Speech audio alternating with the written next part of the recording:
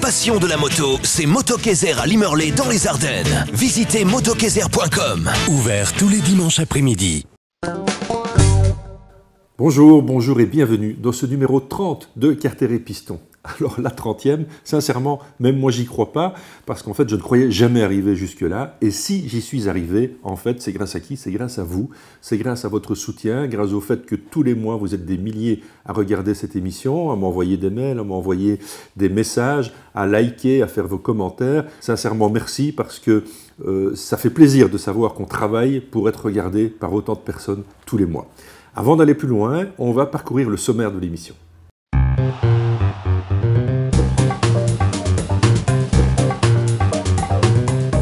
Kawasaki nous remet une partie de sa copie 2021 avec une de ses machines les plus abouties de sa gamme, la Versys 1000. Après la Panigale, après la Street Fighter, Ducati décline son V4 dans la Multistrada, un trail routier bourré de technologie. La Royal Enfield Continental GT est la version moderne de la 250 née dans les années 60. Ici, nous avons affaire à un très valeureux 650 cm3. Rieju, vous connaissez, cette marque espagnole présente des petites cylindrées depuis plus d'un demi-siècle. On découvre un 50 cm3 et une 125 de la gamme. De l'exclusif, du rarissime avec l'essai de la Triumph Tiger Trail des années 80, une machine produite à moins de 180 exemplaires. Enfin, le Dr Grimm nous parlera de la conduite sur route glissante. Je vous propose de faire directement un tour de l'actualité, celle-ci est très chargée. Actu.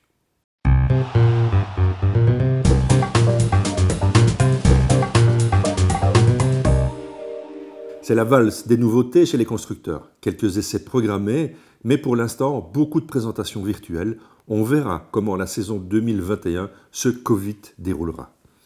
BMW annonce quelques belles nouveautés pour 2021. Du muscle, tout d'abord, avec la S1000R. Un roadster velu qui offre 165 chevaux pour 199 kg. Plus légère que sa devancière, elle offre également un équipement de tout premier ordre. 5 kg de moins, une boîte optimisée surtout sur les rapports 4 à 6 pour avoir un meilleur rendement à mi-régime et une consommation plus basse. Un couple supérieur et accessible, plutôt de nouvelles suspensions flex frame pour une meilleure remontée des informations. Un nouvel échappement et évidemment la norme Euro 5. Un nouveau capteur 6 axes permettant de mieux gérer encore les paramètres électroniques comme l'anti-wheeling par exemple. 3 modes de conduite, Rain, Road, Dynamic, auquel vient s'ajouter un mode Dynamic Pro.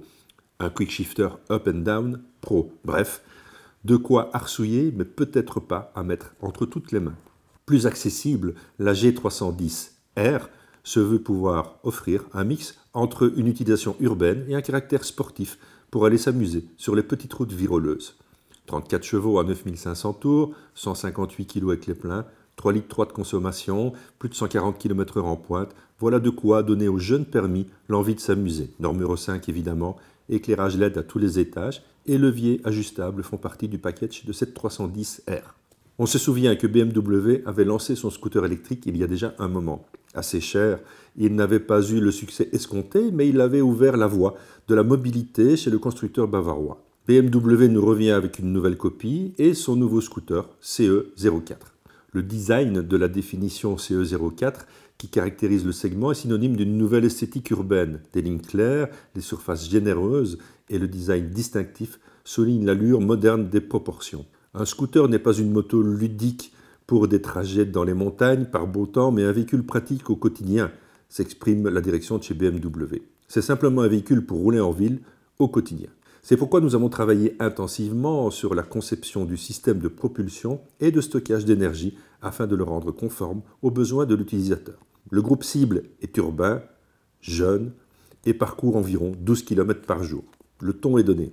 Le confort longue distance est donc moins important que l'ergonomie variable et l'accessibilité facile. Nous avons ainsi pu créer une selle entre guillemets flottante qui permet de glisser sur le véhicule même par l'arrière. Elle offre également une meilleure ergonomie pour les conducteurs seuls, quelle que soit la longueur ou la hauteur des jambes. Le conducteur est connecté à son environnement grâce à son smartphone via le BMW Motorrad Définition CE04. Son écran de 10,25 pouces est le plus grand du segment des scooters à ce jour et sert d'interface entre les univers numériques et analogiques du conducteur. On se réjouit de l'essayer. Toutes ces informations sont à retrouver évidemment sur le site de BMW Motorrad. Chez Honda maintenant, le constructeur nippon présente sa nouvelle CB1000R avec des lignes plus agressives. La partie cycle reste inchangée, le moteur bénéficie d'une nouvelle programmation PGM-FI et d'une puissance plus étagée, plus exploitable. La norme Euro 5 est évidemment au rendez-vous, 143 chevaux, 212 kg, voici un roadster qui promet de bien pousser. Il sera équipé de nouvelles jantes en aluminium, une nouvelle application Honda Smartphone Voice Control System associée à une nouvelle instrumentation et un écran TFT de 5 pouces. Prise USB sous la selle, 3 modes de conduite préenregistrés, plus un mode utilisateur à définir soi-même, 3 niveaux d'intervention possibles sur la puissance et le frein moteur, ainsi que le contrôle du couple. Toujours chez Honda, le très original XADV profite de nombreuses évolutions pour 2021.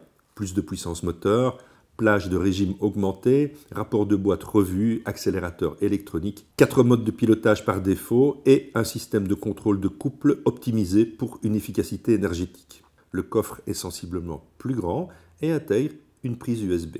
Les optiques avant à diode inaugurent un système d'éclairage diurne DRL et une instrumentation complète TFT permet la connexion avec un téléphone portable grâce à la nouvelle application Honda Smartphone Voice Control System.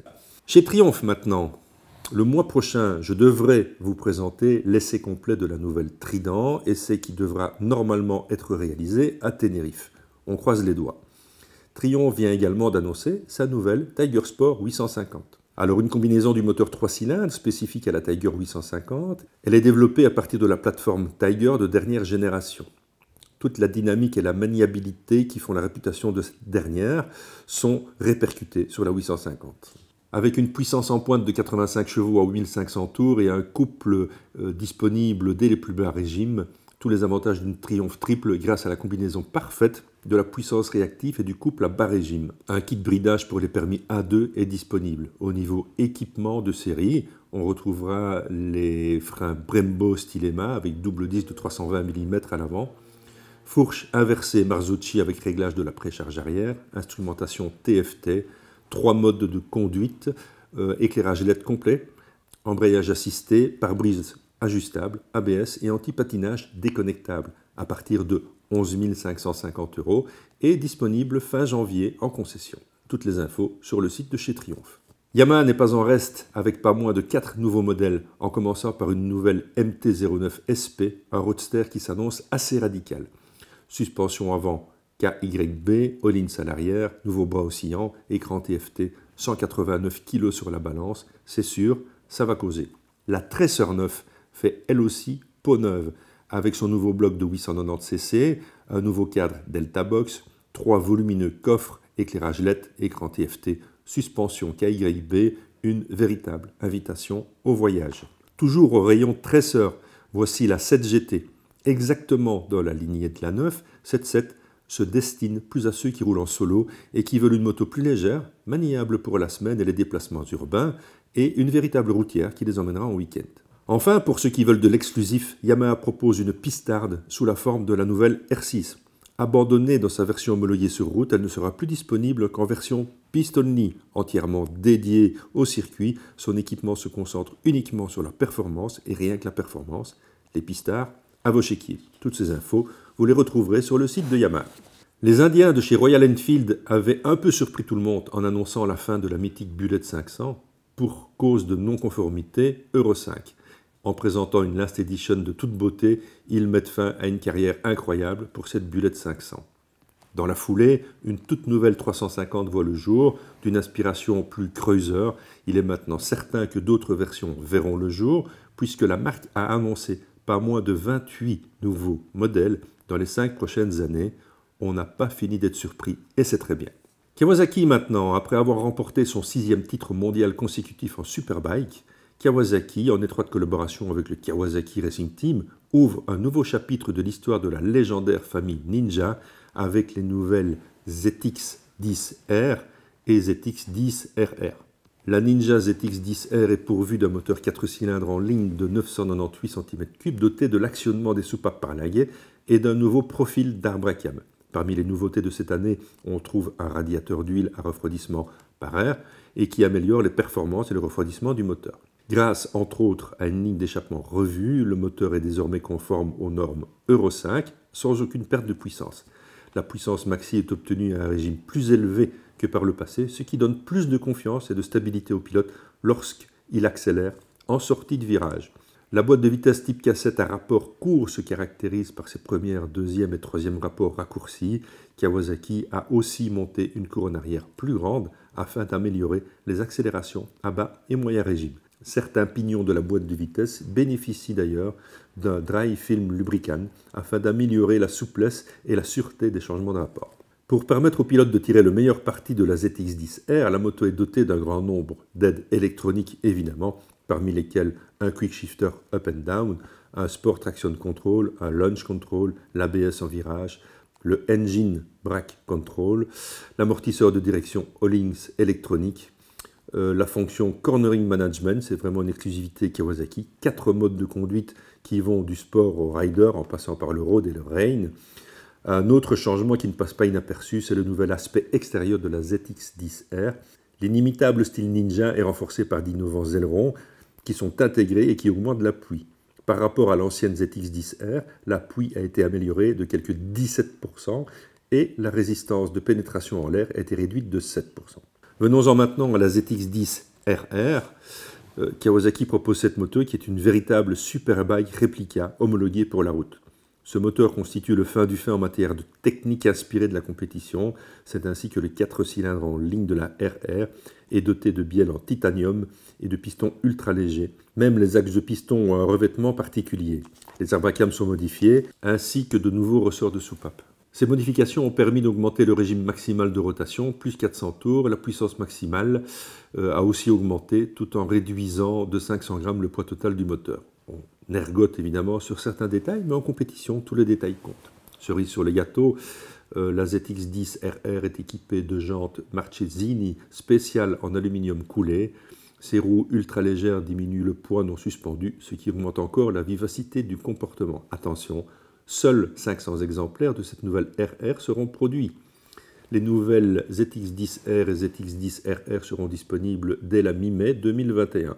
On démarre à 19 499 € pour la 10R et 28 999 € pour la RR.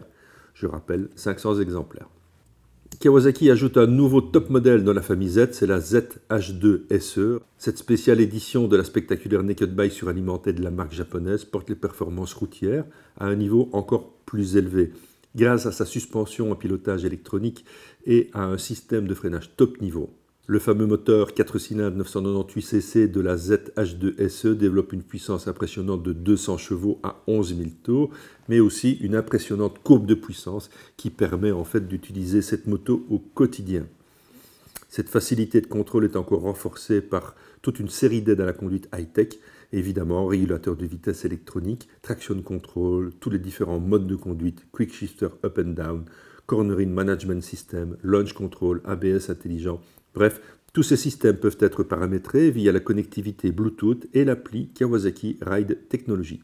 La H2 SE arrivera mi-février en concession à partir de 20 849 €. Enfin, et pour terminer cette actu, je vous propose un peu de lecture pour les longues soirées d'hiver. Connaissez-vous Éric Massé-Dubié ? Cet aventurier des temps modernes s'est illustré depuis des années sur tous les continents et particulièrement sur des voyages extraordinaires qu'il organise avec sa société T3. Fort de cette expérience, il propose son code de la piste, une version boueuse du code de la route dans lequel il explique toutes les facettes sur le pilotage off-road des gros trails, un bouquin très bien fait dont vous pourrez vous régaler pendant les longues soirées d'hiver. Nous voici donc à cette 30e émission.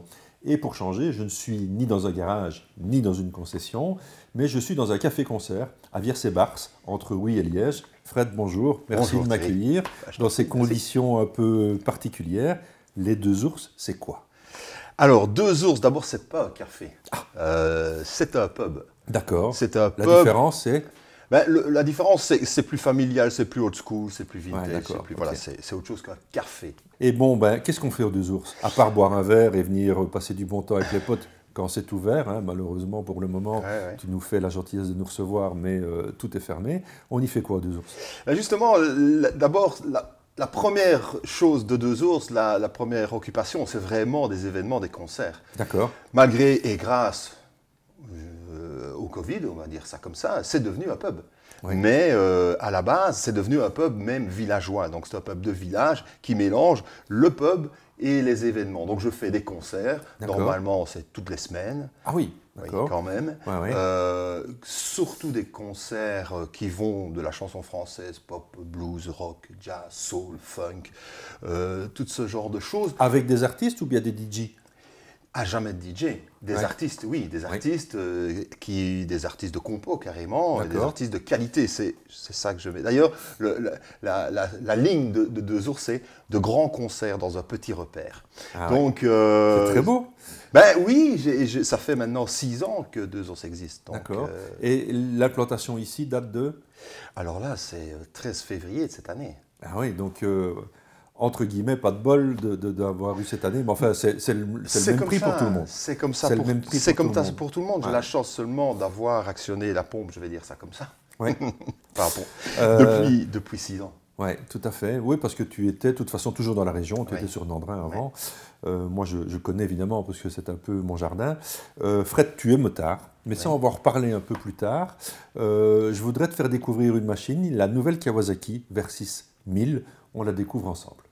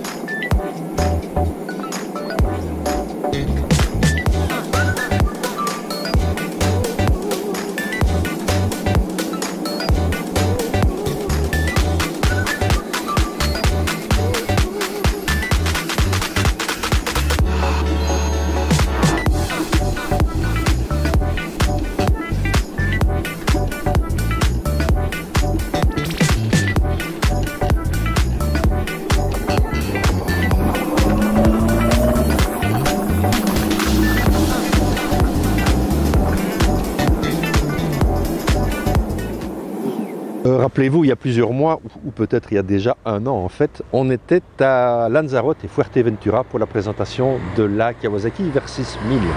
Alors, à l'époque, on avait fait évidemment du grand tourisme, le décor s'y prêtait, l'endroit, les routes, c'était fabuleux.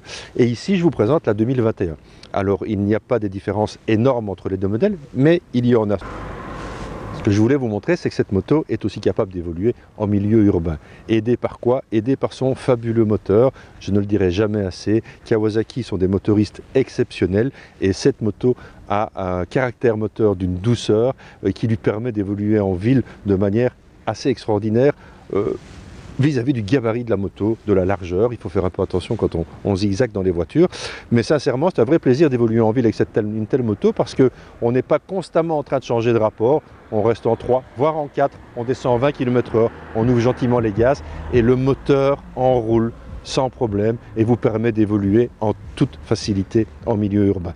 Dès qu'on arrive sur des portions un peu plus rapides, style ring ou l'autoroute évidemment, on est parfaitement bien mis, on a une bonne vision de la circulation, on est très bien protégé par un pare-brise réglable en plusieurs positions, on a des protège-mains qui vous protègent de la pluie et du vent froid, on a des poignées chauffantes, on a une prise 12 volts pour brancher un GPS ou recharger son téléphone si on veut. Cette moto est équipée en fait de manière électronique à tout ce qu'on peut trouver sur une moto en 2021 en termes d'assistance, en termes d'anti-patinage, en termes de modes de conduite différents qui vous permettent d'évoluer et de régler la moto comme vous avez envie de l'avoir. Ça c'est une chose. À côté de ça, il faut bien avouer que c'est une moto qui vous permettra de partir en week-end, d'emmener un passager ou une passagère de manière confortable. Cette selle est d'un moelleux vraiment génial. Et surtout, elle est beaucoup plus haute que le pilote, ce qui permet aux passagers d'avoir une bonne vision et pas simplement l'arrière du casque. Vous voulez partir en week-end, ben forcément, vous avez de la place. Il est possible de mettre un top case supplémentaire. Moi, je vous engage vraiment à aller voir une moto comme ça. On sera bientôt au salon. Enfin non, Il n'y aura pas de salon cette année. Il n'y aura pas de salon cette année, mais les concessionnaires, eux, seront bien là. Ils feront des portes ouvertes et ce sera peut-être l'occasion pour vous d'aller essayer ce modèle de Kawasaki Versys. Kawasaki Versys S à partir de 15 399 €. Kawasaki Versys SE à partir de 16 999 €. Différence, on a des suspensions semi-actives pilotées de manière électronique sur la version SE. Alors, allez essayer cette moto, vous m'en direz des nouvelles, vous verrez que ce moteur est vraiment exceptionnel. Moi, je ne vous pousse qu'à une chose, c'est à voyager, que ce soit avec une Kawasaki ou une autre moto. Et quand vous aurez essayé ce genre de bouffeuse de kilomètres, vous n'aurez qu'une envie, c'est vous évader, partir en week-end ou en vacances avec votre moto, parce qu'en fait, on en a tous vraiment besoin, et je nous le souhaite vraiment pour 2021.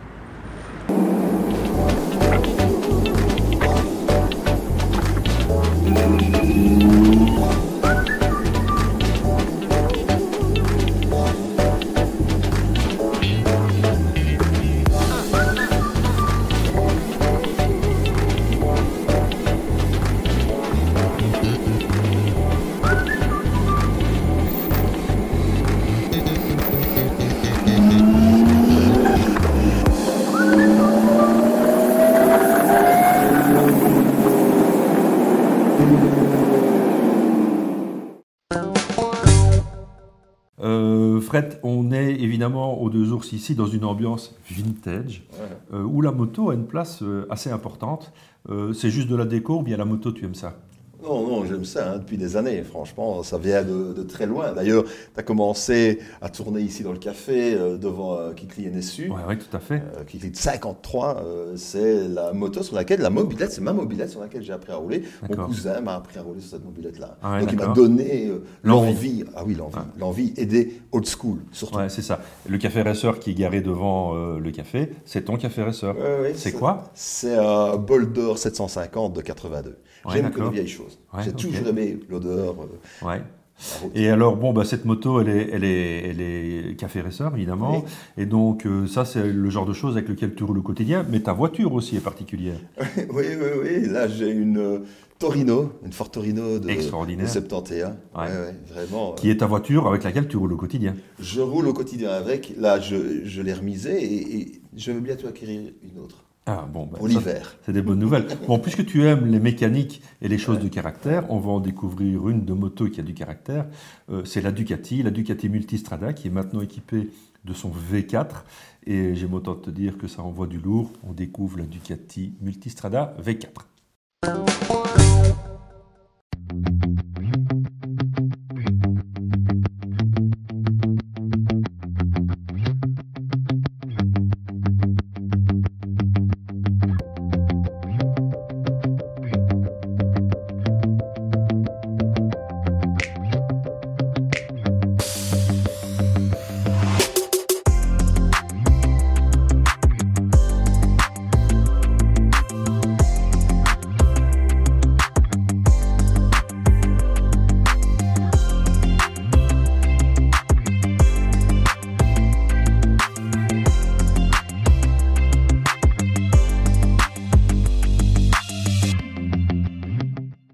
Bon, après la Panigale et après la Street Fighter, c'est au tour de la Multistrada de se doter du fameux V4. V4 qui est évidemment issu du MotoGP, moteur hyper performant et qui est probablement une des parties de l'avenir de Ducati.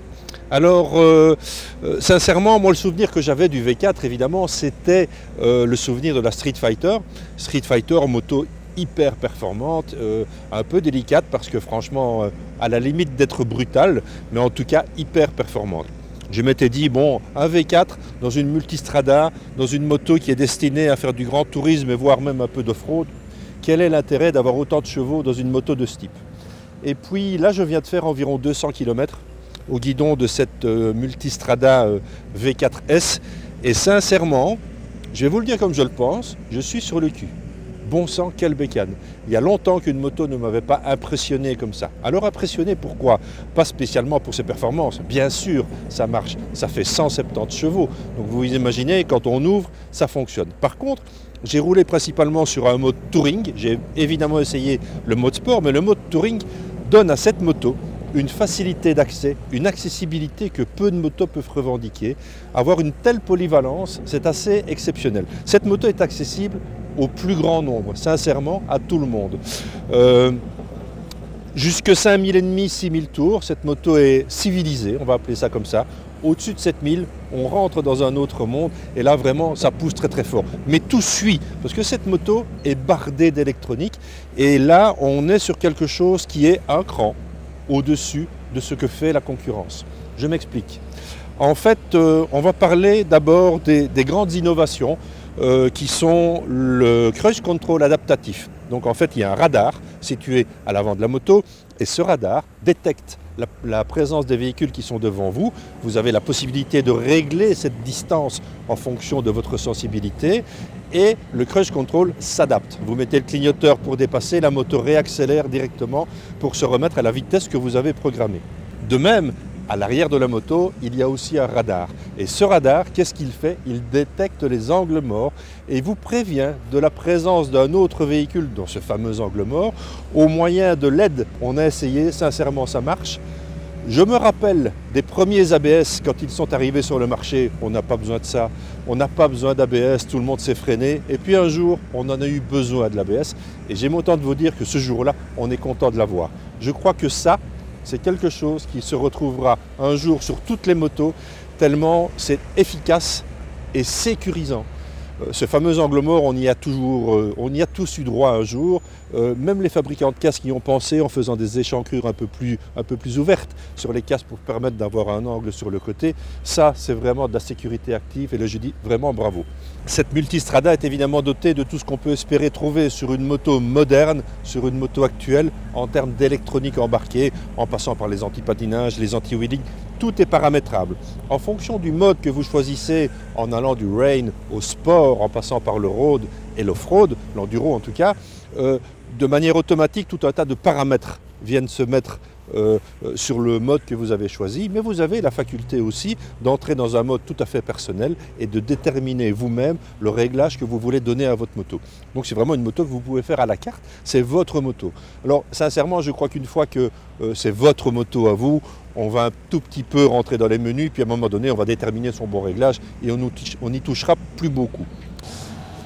Bon, je vais faire une parenthèse un peu plus globale sur les suspensions de cette V4S. Les suspensions sont semi-actives. Ça veut dire quoi? Ça veut dire qu'en fait, vous avez le choix. Avant de démarrer, vous avez la possibilité de faire un pré-tarage de vos suspensions en fonction de la charge. Vous êtes seul chargé, vous êtes à deux chargés. Vous pouvez le programmer directement au tableau de bord. Mais vous pouvez aussi laisser tout ça sur automatique.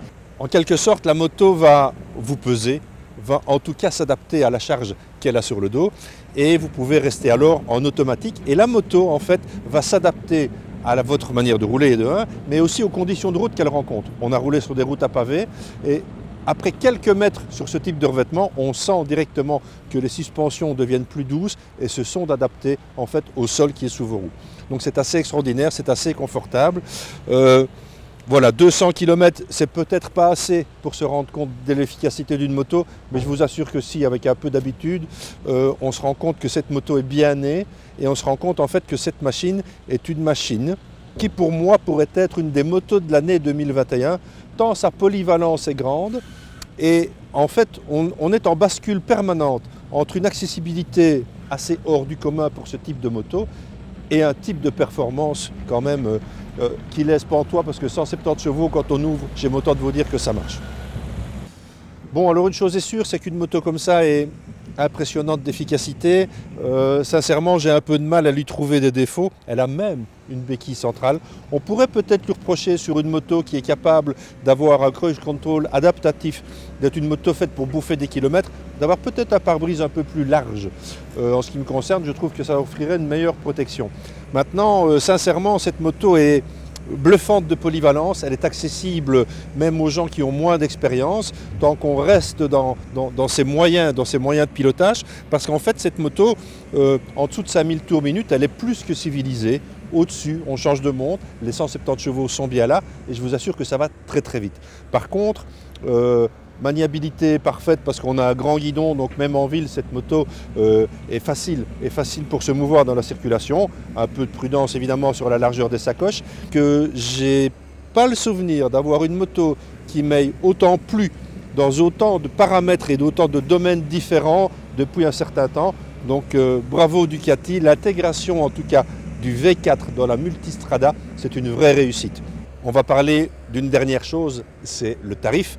On est à 19 290 € pour la V4 de base, 22 190 pour la S et la Sport à 23 990. Alors voilà, on est ici à Arscott, dans la concession Ducati, en face de laquelle il y a un peu de travaux. S'il y a un peu de bruit de fond, je suis désolé, mais on n'avait pas le choix que de tourner à ce moment-ci avec cette belle lumière et un peu de bruit en arrière-fond. Cette moto devrait être en concession à partir du mois de janvier. Il y aura probablement des actions qui seront faites pendant le mois de janvier par pas mal de concessionnaires en multimarque d'ailleurs pour remplacer l'absence du salon. Si vous avez l'occasion d'essayer cette machine, inscrivez-vous, faites-le, vous allez être surpris.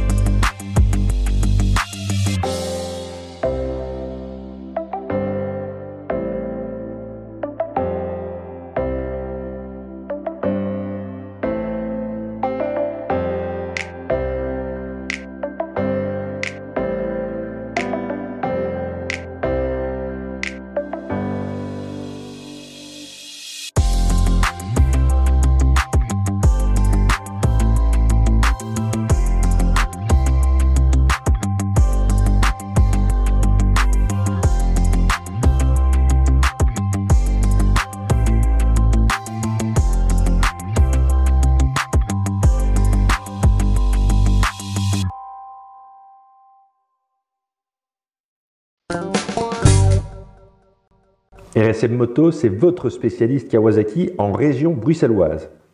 Acheter votre Kawasaki chez RSM, c'est être certain du meilleur service de la région.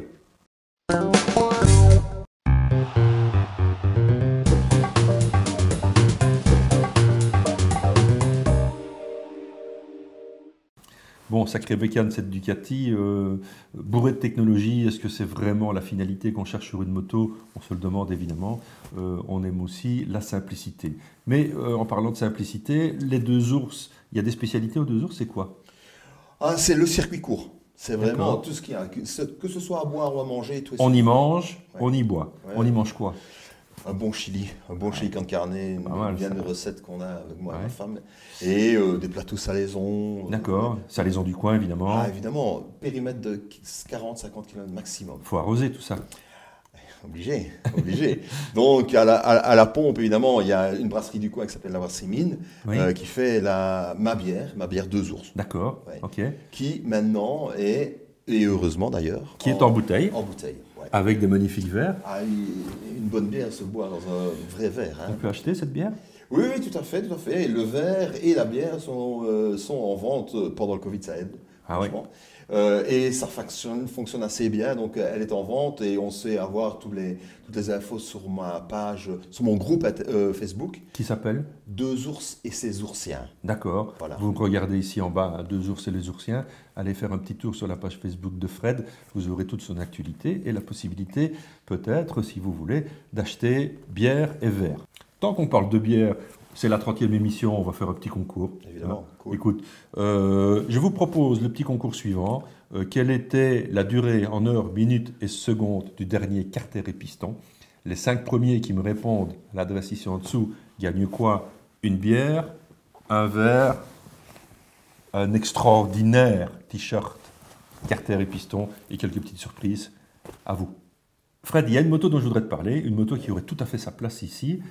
C'est une Royal Enfield Continental GT, une moto au look vintage que les Indiens entretiennent avec magie parce qu'en fait, c'est une belle moto comme on les aime nous avec notre côté vintage. Alors c'est un 650 cm3 qui est plein de bonne volonté, on le découvre ensemble.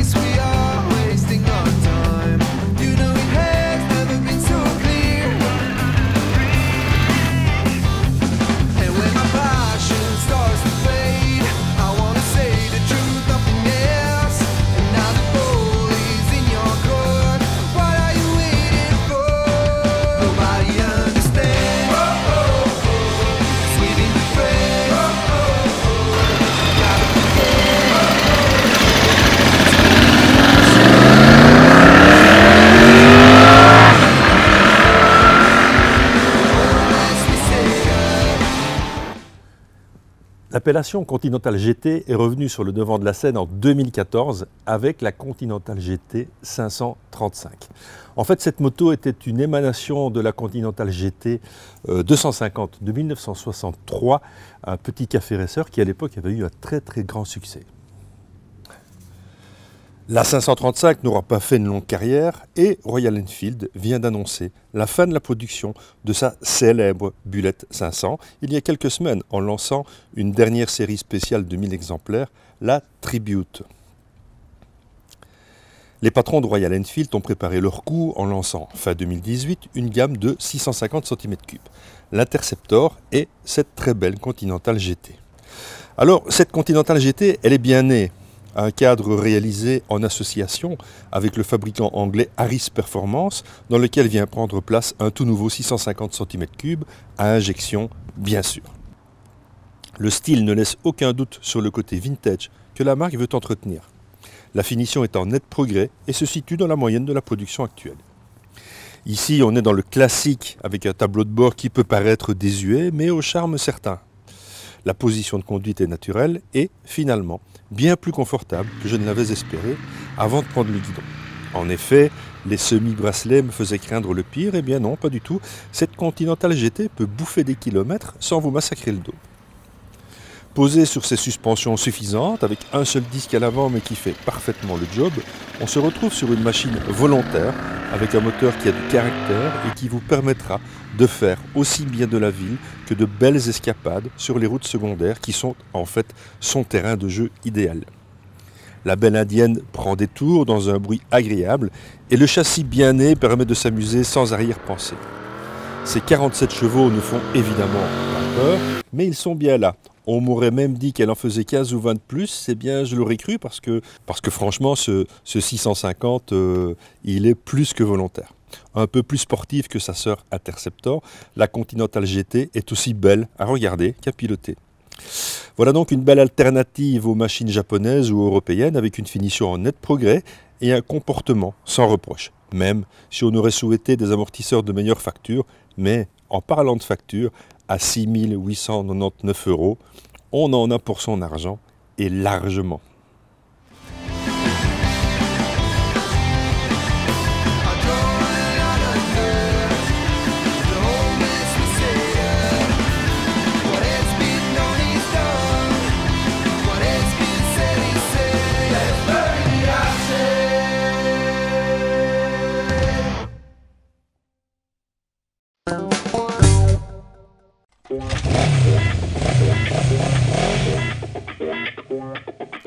Eh bien ça y est, la saison moto arrive déjà à sa fin ou est déjà terminée pour certains d'entre nous.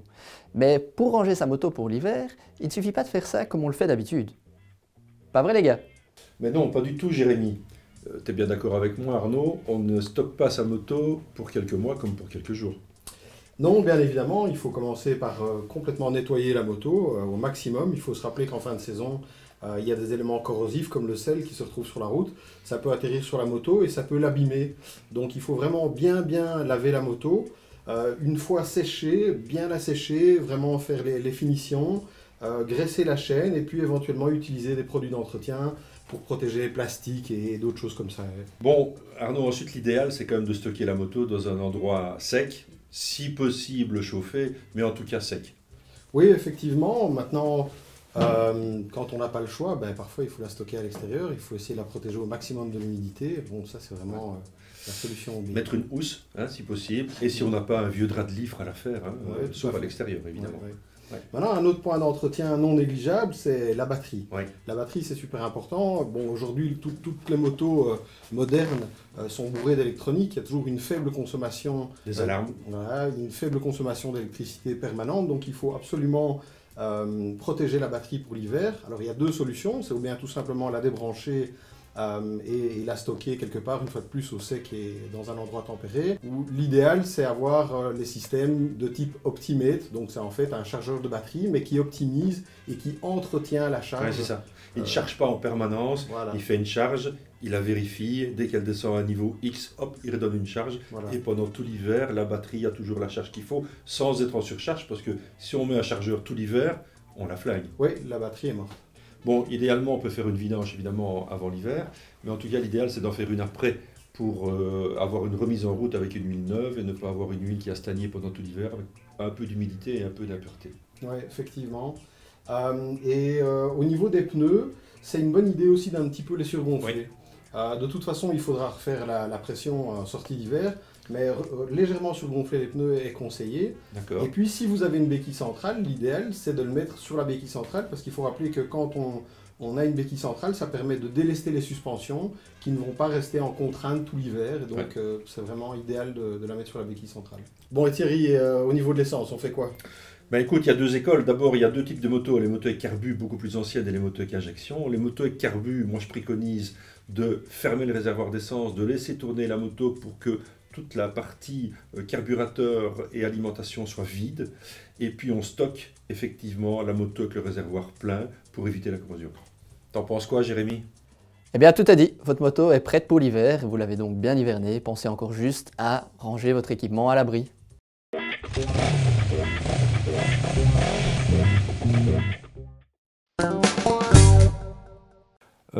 Fred, on est ici sur la scène des Deux Ours, la magnifique scène des Deux Ours.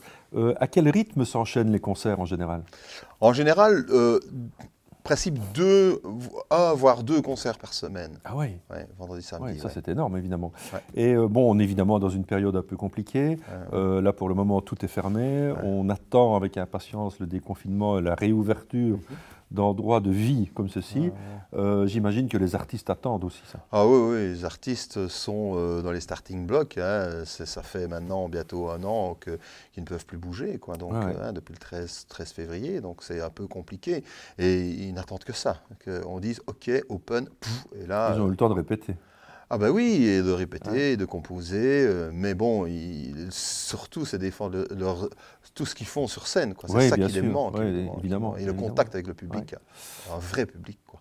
Et ton agenda va se mettre à jour et on pourra le suivre évidemment sur Deux Ours et les Oursiennes. Oui, tout à fait. Je suis sûr et certain que je ne saurais pas contenter tout le monde et les salles ne pourront pas contenter tout le monde, mais c'est vrai que les agendas vont se remplir à mon avis assez vite. Mais ce n'est pas parce que les agendas vont se remplir assez vite que ça va aller vite. Donc il faut que les gens suivent, viennent, soutiennent. Ça c'est sûr, c'est important. Que les gens comprennent qu'on mettra tout en place pour qu'on soit bien. Oui, tout à fait, bien, safe et de faire ça dans les règles. On va relancer un petit concours si tu veux bien. Les 5 premiers qui vont me donner l'adresse exacte des Deux Ours à Viersé-Bars, eh bien, recevront quoi? Une bière, un verre, un t-shirt Carter et Piston et évidemment quelques surprises. Vous répondez sur le mail qui s'affiche ici en dessous. Fred, on présente souvent des motos dans l'émission qui arrivent à un certain prix. On nous le reproche parfois. C'est en fait le reflet du marché.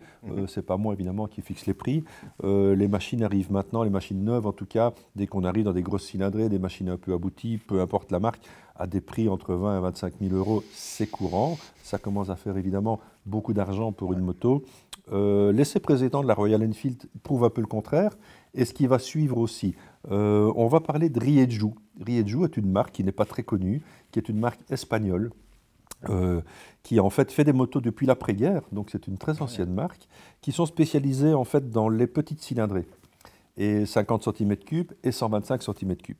Eh bien écoute, j'ai reconduit à 50 cm3, je crois que la dernière fois, je venais d'avoir 18 ans quand j'ai arrêté de rouler en 50 cm3, c'était un souvenir un peu bizarre. En tout cas, j'ai découvert des machines qui m'auraient fait rêver à l'époque par la qualité de finition de ces motos et par la qualité des équipements. On découvre les Rieju.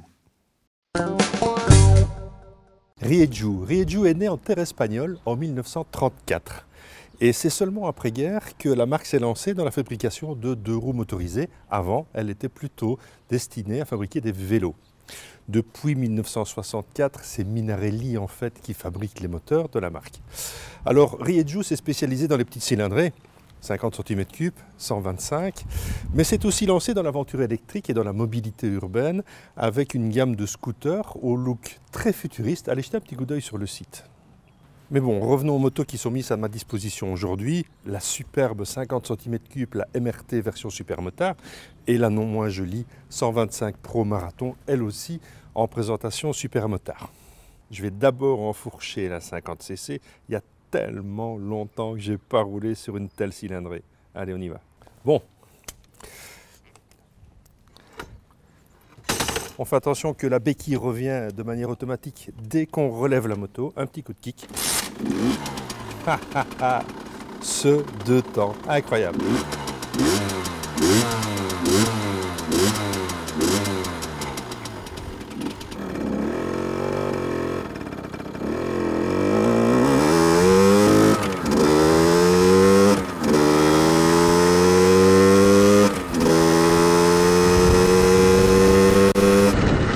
Comme je vous le disais, en fait, il faut que je remonte assez loin dans mes souvenirs pour retrouver les sensations que j'avais à l'époque.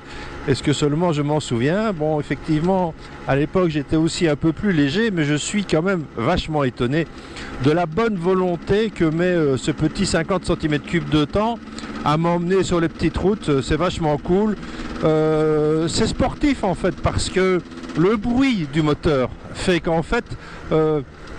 on a un peu envie d'attaquer. On a une chouette position en fait qui est entre cross, enduro, mais sur quelque chose d'assez haut, d'assez fin. Et en fait, voilà, là je suis au 4e, ça monte. J'ouvre un peu. Franchement, c'est vraiment sympa. Je laisse aller le petit moteur. Et là, je lui fais prendre des tours.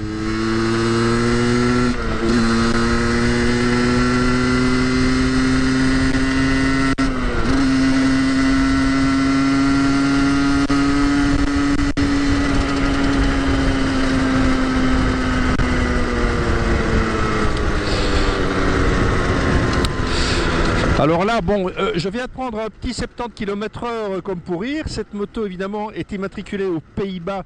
Je ne connais pas exactement la législation là-bas et la manière dont les motos doivent être ou non bridées à 50 km/h, comme nous en tout cas, en ce qui concerne un 50 cm3 et qu'on le conduit, évidemment, à partir de 16 ans.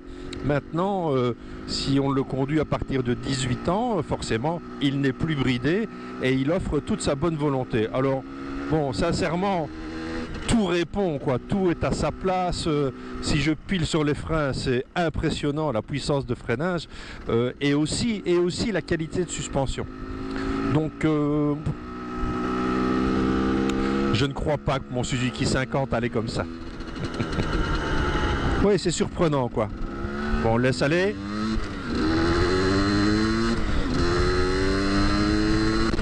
Forcément, ça tire très court, mais on est bien aidé par une boîte 6 vitesses qui permet de ne pas avoir en fait de creux dans l'accélération de la moto. Voilà, je prends un petit virage assez serré en 3e. Le moteur est finalement relativement souple et permet de reprendre facilement. Alors franchement, c'est très sympa, hein, vraiment. Je la laisse aller en 5e, ça monte ici.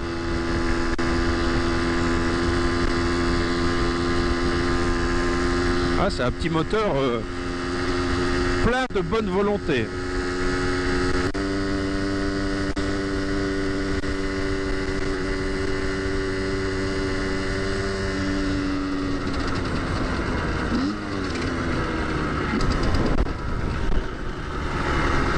Et je vous assure qu'il y a moyen de s'amuser avec ça. Alors, j'ai peut-être un peu passé l'âge de jouer sur un 50 cm3, je vous l'avoue franchement. Ceci dit, je m'imagine à 16 ans avoir une moto comme ça entre les jambes. Waouh, incroyable, quelle machine géniale. Vraiment bien.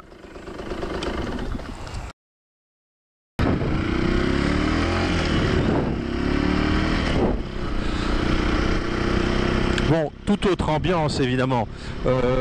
En fait, en termes de position de conduite, on est très proche. On est haut perché, on est sur quelque chose de fin, de relativement rigide aussi, qu'on sent tout de suite bien suspendu. On sent que les équipements qui sont d'origine sur cette moto sont au rendez-vous en termes d'efficacité, parce qu'en fait, ça filtre bien, mais ça donne un bon renvoi d'informations aussi sur ce qui se passe en dessous de vos roues. Bon, évidemment, par rapport aux 50 cm3, il n'y a pas photo, on est sur un 125, on est sur un 4 temps, c'est quelque chose de plus rempli, c'est quelque chose de beaucoup plus plein, évidemment, que le 50 cm3. À chaque âge, ses plaisirs. En tout cas, voilà une petite machine qui pourra vous amuser sur les petites routes, ça j'en suis certain, mais qui pourra aussi tirer son épingle du jeu, tout comme la 50, en milieu urbain. Alors c'est une autre approche du déplacement urbain. Soit on est sur un scooter et en fait on se laisse un peu aller, on est sur quelque chose qui est équipé d'une boîte automatique, en fait on ouvre les gaz, on les coupe, on se faufile. C'est une des versions, une des visions de la mobilité. Une autre vision, c'est l'amour de la moto, et on peut le commencer très jeune, cet amour de la moto, avec des machines comme celle-ci. Alors ça c'est vraiment un choix, mais je crois vraiment que quand vous commencez à rouler jeune sur des machines comme ceci, finalement, peu importe l'époque, on se vaccine toute la vie pour rouler à moto.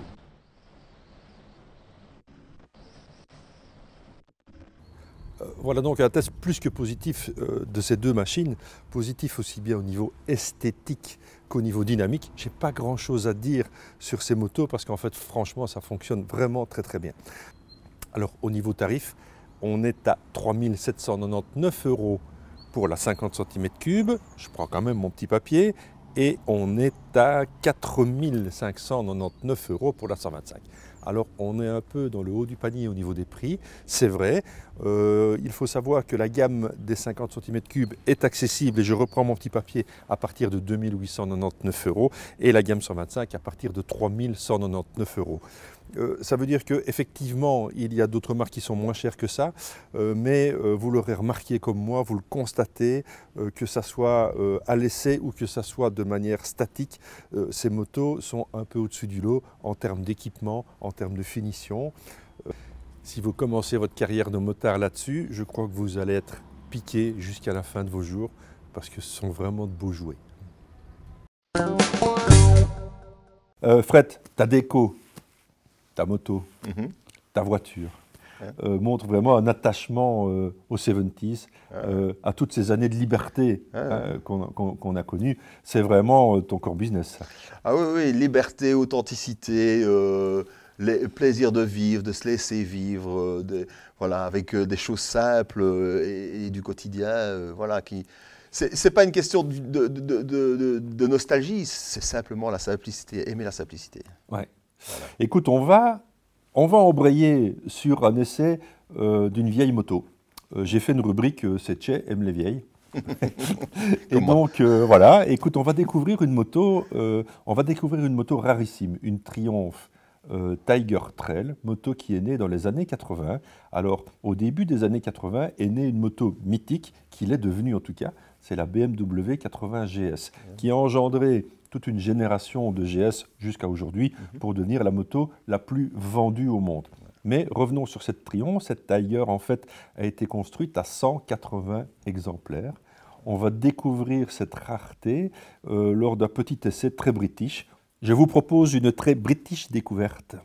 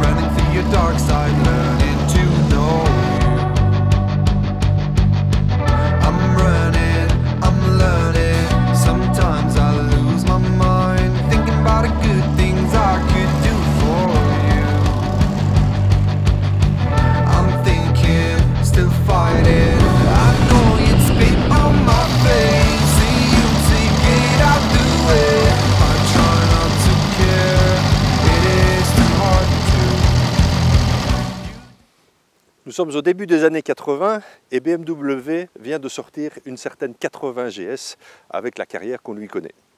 Alors en fait, cette nouvelle va un peu ébranler la planète moto au point d'inventer pratiquement un nouveau genre qui est celui du gros trail. Quand je dis inventer, des trails il y en avait avant, mais on est sur quand même quelque chose de nouveau. Alors en fait, cette brèche ouverte va tenter beaucoup de constructeurs, dont Triumph. Alors cette Triumph Tiger Trail en fait a été construite entre 1981 et 1982. Il existait deux versions à l'époque, une 650 et une 750 comme celle que vous avez sous les yeux. Cette moto, tenez-vous bien, a été construite à moins de 180 exemplaires. Triumph a fabriqué la Tiger Trail en réponse à la demande de ses importateurs français pour concurrencer la fameuse BMW R80 GS. Le modèle 750 a été présenté pour la première fois par l'usine au Salon de la Moto à Paris en 1981 et présenté pour la saison 81 et 82. Le succès de la compétition est rapidement venu en juin 81 lorsque Tony Beaumont de l'équipe de la Fédération des clubs automobiles de police parrainée par le British Petroleum a battu la 80 GS en catégorie 750 au très sélectif Rallye des Pyrénées. Les revues de presse de l'époque des deux versions 650 et 750 étaient généralement favorables, mais avec des critiques souvent communes, en particulier sur les performances routières partant du mid et l'adhérence des pneus tout-terrain.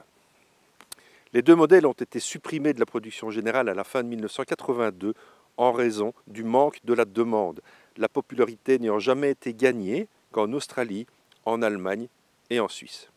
Ce modèle est belge, a été acheté chez Potvin le 3 février 1982 pour 115 825 francs belges. La couleur était disponible uniquement dans cette version, le Yellow. Elle comportait des garde-boue et des panneaux latéraux en plastique jaune. Le réservoir d'essence plus petit de type US est également dans la même couleur et avait un autocollant stylisé T apposé de chaque côté. C'était la première utilisation de décalcomanie sur des modèles de chez Triumph. Le réservoir avait deux robinets d'essence, un pour l'alimentation principale et un pour la réserve. Le bouchon de remplissage d'essence était poudré noir, tandis que le système d'échappement et le silencieux 2 en 1 étaient chromés noirs. Le freinage était assuré par un frein avant standard à disque Automotive Product de chez Lookheed et un frein tambour à l'arrière. Un sabot de protection était installé sous le châssis, s'arrêtant juste avant la plaque du puisard. Je viens de passer 2 bonnes heures au guidon de cette moto et je dois vraiment vous dire que je suis conquis, je suis séduit. Alors évidemment, les 42 chevaux ne font pas peur, mais ces 174 kg en font une moto agile. Alors on a une très bonne position de conduite, on se rappelle, ça n'existe plus des selles avec autant de moelleux. Maintenant les selles sont très fines comme des tranches de jambon italiennes et en fait c'est pas très confortable. Ici on a du confort, on a une très bonne position de conduite, un bon bras de levier parce que le guidon est très grand. Les suspensions sont correctes mais n'offrent pas des battements énormes pour une moto dont la destination est quand même le tout chemin. Alors en fait le moteur, c'est en fait le cœur évidemment de cette moto et le moteur est assez phénoménal. C'est un moteur connu, c'est le moteur qui équipait les Bonneville, 750 cm3, bicylindre. Il est d'une rondeur assez exceptionnelle. Vous passez un rapport sur n'importe quel régime, il n'y a pas de trou. Vous ouvrez gentiment les gaz et ce bicylindre vous propulse en haut des côtes ou dans le virage suivant. C'est vraiment un vrai bonheur. Le tout est secondé par une boîte de vitesse. Rappelons que cette moto a 40 ans, une boîte 5 vitesses, d'un étagement parfait, mais surtout d'une douceur assez exemplaire. Donc beaucoup de plaisir évidemment au guidon d'une telle moto. Je suis toujours enthousiaste de me dire qu'il y a 40 ans, cette moto était quand même un must. On n'en a fait que 180 exemplaires au monde. Il faut savoir que cette moto était bien née, mais elle n'a pas bien vécu. Et donc maintenant, en fait, cette machine est une véritable rareté. Je vous le rappelle, 180 exemplaires construits, moins de 180. Donc en fait, cette moto commence à avoir de l'intérêt chez les collectionneurs, forcément, avec aussi peu de production. Et on la retrouve parfois dans certaines ventes aux enchères de grandes maisons, chez Bonhams par exemple, à des prix assez exceptionnels. En attendant, j'ai pu rouler sur cette moto. En attendant, j'ai pu vous faire partager le plaisir qu'on éprouve au guidon d'une telle machine. Et en tout cas, je suis très heureux. J'ai roulé sur une Triumph Tiger Trail.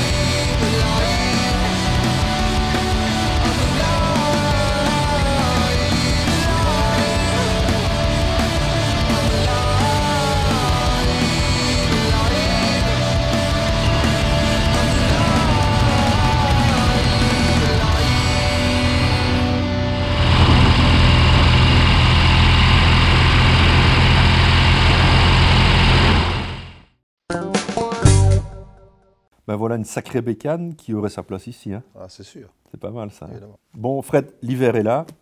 Ça n'empêche pas les roule toujours de continuer à rouler, hein, comme leur nom l'indique. Mais il faut s'adapter un petit peu aux conditions de circulation et surtout aux conditions qu'on rencontre sur la route, avec des routes mouillées, des routes grasses. Et on a peut-être besoin de se remémorer un petit peu les bons conseils du docteur Grimm, qui va nous parler ce mois-ci des conditions d'adhérence délicates.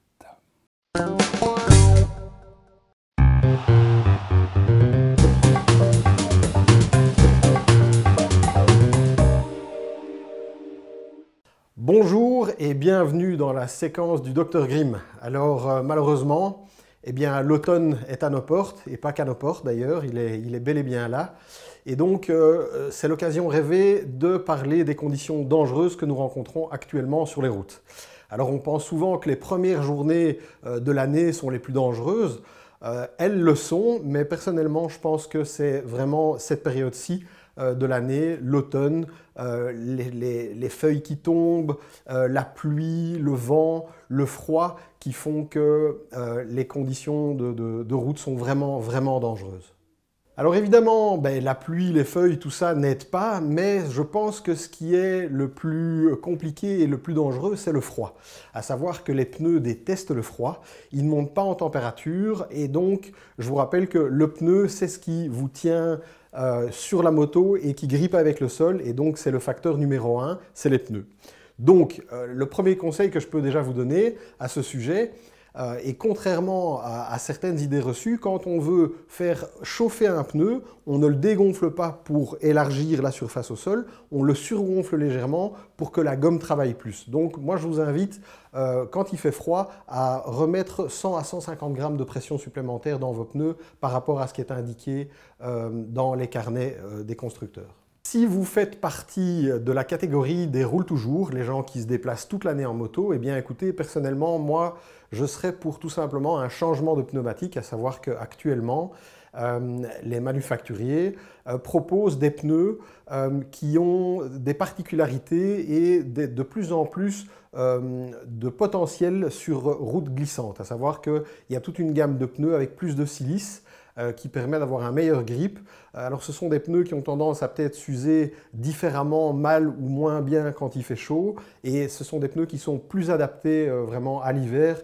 Et voilà, je pense qu'une fois de plus, la sécurité reste la priorité, et donc un changement de pneu me paraît une excellente idée.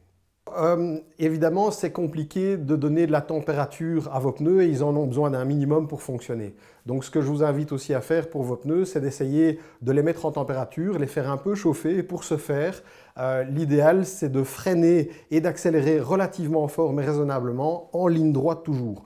Donc n'hésitez pas, il y a l'ABS de nos jours, donc essayez de freiner. Vous verrez qu'il y a pas mal de grippe à l'accélération aussi, mais c'est la seule manière de quand même faire chauffer un petit peu vos pneus. Bon, évidemment, comme le risque de chute est plus élevé, pas besoin de vous dire que l'équipement est primordial, donc je vous invite à vous équiper au maximum. Mettez tout ce que vous pouvez et surtout, c'est aussi une période où le soleil est fort bas. Ça veut dire qu'en fin de journée, on risque d'être ébloui, mais les autres usagers peuvent l'être aussi. Et donc, je vous invite à essayer d'être le plus visible possible. Je pense qu'une fois de plus, le conseil de porter des vêtements fluo reste peut-être la meilleure chose à faire pour le moment. Et vraiment, équipez-vous au maximum pendant cette période. Au niveau comportement général, qu'est-ce que je peux vous dire à part tout simplement d'être prudent? Il faut vraiment adapter sa vitesse, il faut vraiment comprendre qu'on est dans des conditions particulières, il faut vraiment adapter, il faut anticiper, il faut être extrêmement prudent par rapport aux lignes blanches, aux parties peintes, aux plaques d'égout, enfin tout ce qui peut glisser, qui peut arriver. Il faut vraiment anticiper, bien regarder et surtout réduire sa vitesse pour pouvoir éviter le pire si nécessaire. Bon, pour les pistards, évidemment, ce n'est pas vraiment la période idéale pour prendre la piste. Néanmoins, il y a encore des journées disponibles et il y a encore des gens qui tournent sur circuit. Je dirais que je vais donner le même conseil que pour la route. Il faut légèrement surgonfler les pneus, 100 à 150 grammes par rapport à ce que vous mettez d'habitude. Il faut mettre vos couvertures comme d'habitude et même plus tôt pour être sûr que les pneus soient à température. En même temps, il est fort possible que rouler sur circuit fasse refroidir les pneus et que les fameux 85 degrés qui devraient normalement être présents ne soient plus présents. Donc il est possible que vous ayez plus de grippe en montant en piste qu'au moment où vous allez tourner. Donc en fait c'est une période qui est assez délicate où il y a beaucoup de chutes parce qu'en fait on ne peut tout simplement pas se permettre d'avoir le même rythme qu'on a d'habitude. Il faut se faire à la réalité qu'il est impossible de réaliser les mêmes temps, il faut être plus prudent, il faut prendre moins d'angles, il faut accélérer moins fort, il y a moyen de rouler, mais tout simplement les temps ne seront pas les mêmes que dans des conditions idéales. Et pour les pistards, dont la plupart sont concernés par la pluie et les pneus pluie, si vous avez des pneus pluie, bah écoutez, là, en général, bon, ça dépend des manufacturiers, mais en général, on conseille de mettre 2.2 à l'avant comme à l'arrière. On peut un petit peu diminuer s'il fait séchant. Mais de toute façon, n'oubliez pas que si le sol est froid, on a toujours le problème de monter en température les pneus et les pneus pluie ont besoin de minimum 2 à 3 tours pour pouvoir vraiment avoir la bonne température. Alors certains mettent des couvertures. Sachez que c'est autorisé, mais vous ne devez théoriquement pas dépasser les 40 à 50 degrés maximum. Une fois de plus, vous pouvez avoir cet effet de sensation de grippe parce que vous montez en piste avec des pneus à 50 degrés, mais il est fort possible qu'ils se refroidissent et donc vous allez perdre du grip et donc vous risquez une chute. Donc toujours le même conseil, gardez votre sang-froid, roulez relax, mettez du temps, enfilez les tours et prenez votre temps pour que les pneus soient bien chauds. Vous l'aurez compris, c'est l'automne, le froid, les feuilles, tout ça. Donc prudence, prudence, anticipation et bien faire chauffer ses pneus, c'est ce qu'il faut pour rester en sécurité. Gaffe sur la route.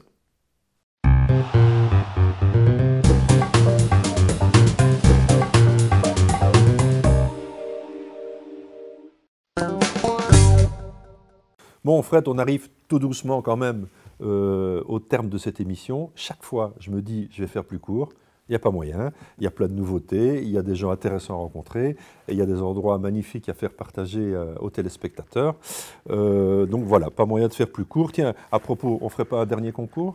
Oui, une bonne idée. On pourrait. Très bonne idée. Bon, dites-moi un petit peu quelle a été la durée heure, minute, seconde du plus long carter et piston qui a été produit.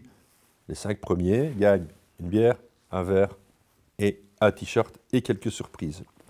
On ne doit pas être loin des 30 cadeaux là, pour la 30e. Je crois bien. Oui. Ça doit être pas mal. Hein. Tout à fait. Bon voilà, c'était un peu rigolo les gars. On est dans une période où malheureusement on ne peut pas se croiser. J'espère vraiment réaliser un événement au printemps où enfin les fans de carter et piston pourront se rencontrer autour d'une bonne bière. Fred, merci de nous avoir reçus dans ta tanière de 2 ours. Avec plaisir. C'était vraiment bien. On a découvert ton univers, on a découvert évidemment quelque chose qui est fermé pour le moment. On se réjouit que ça ouvre. Il faut se soutenir tous. Vous avez envie d'une bonne bière, eh bien écoutez, vous pouvez la commander chez Fred. Si. On reviendra te dire bonjour quand la terrasse sera montée. On viendra avec les bécanes. On viendra faire quelques plans ici lors d'un essai quelconque d'une moto qu'on aura à notre disposition pendant l'année prochaine. Pour ma part, écoutez, je voudrais encore vous remercier, encore une fois, à l'occasion de cette 30e émission, pour tout le soutien que vous apportez à l'émission, pour l'assiduité que vous mettez dans une émission qui est devenue pratiquement culte déjà, et c'est grâce à vous. Il y a aussi une nouveauté, vous le savez pour la plupart, c'est une nouvelle émission que j'anime sur RTC, une télévision. Cette émission s'appelle Highway to Hell. Si vous n'avez pas la possibilité de regarder RTC, parce que ce n'est pas accessible dans toute la Wallonie, c'est retransmis par d'autres télés locales, mais vous pouvez néanmoins regarder cette émission sur www.rtc.be. 52 minutes de moto tous les mois, écoutez, c'est pas courant, c'est top, il faut en profiter les gars. Et soutenez aussi cette émission, c'est comme ça qu'on pourra continuer à parler de moto à la télé. Bon, il est temps de se quitter, on se retrouve dans un mois, et d'ici là, gaffe sur la route.